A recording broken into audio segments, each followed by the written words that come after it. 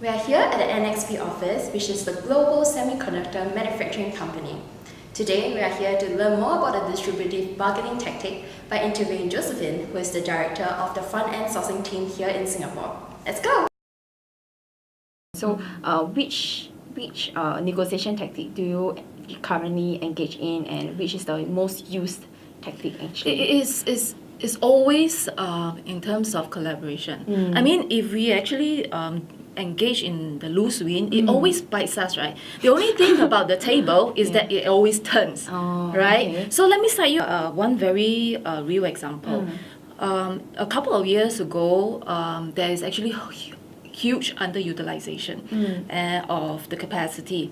So for our technology manufacturing, the very first material that is used is substrates. We took advantage of that. The supplier actually needing us more than we need them. We squeeze the supplier to the core, and they're actually losing money. But they have no choice because the market is actually underutilizing all the capacity. Right? Now the table has turned and the capacity is really taken up.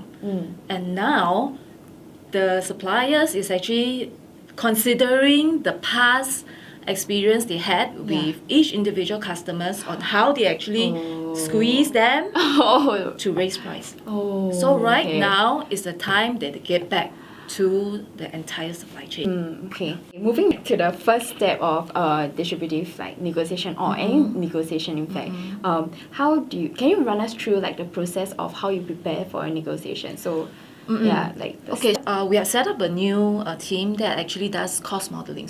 So from the market point of view and from the cost itself, then we can work out what is the band of a negotiating price to start off with. Of course, we will start off with the lowest, and then the upper tier would be the walkaway. Now, the next step of the negotiation is to really go in depth of how to prepare for this whole negotiation. So the technique that me and my team actually use is actually called the Johari window. It is all about information.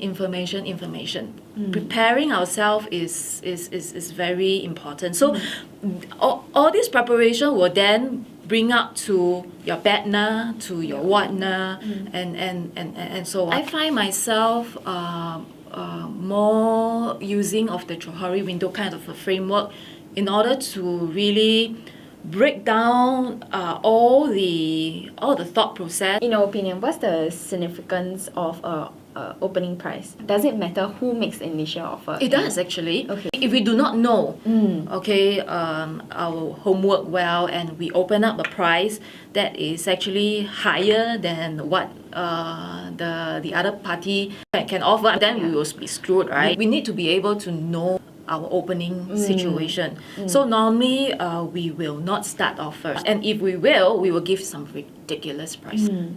Okay, so based on your experience in negotiating, do you typically make concessions? In our situation, we take a look at the entirety first, then we go into the different projects as per negotiation. There could be some concession of saying, okay, I will award you this business, but you need to give me this, and etc. But the overall negotiation needs to be taken into context. If let's say you see that this negotiation is not ending well, would you make a concession to make it so that this if we mean to actually award other business or make concession, yes, we will. Maybe the concessions of payment terms. So would you view concessions as a sign of weakness? Not necessary, because every concession we actually need to balance off with something else. So it boils down to the Johari window. What you talk about is the lower left-hand quadrant of that Johari window. How do we make things that they do not know to our advantage?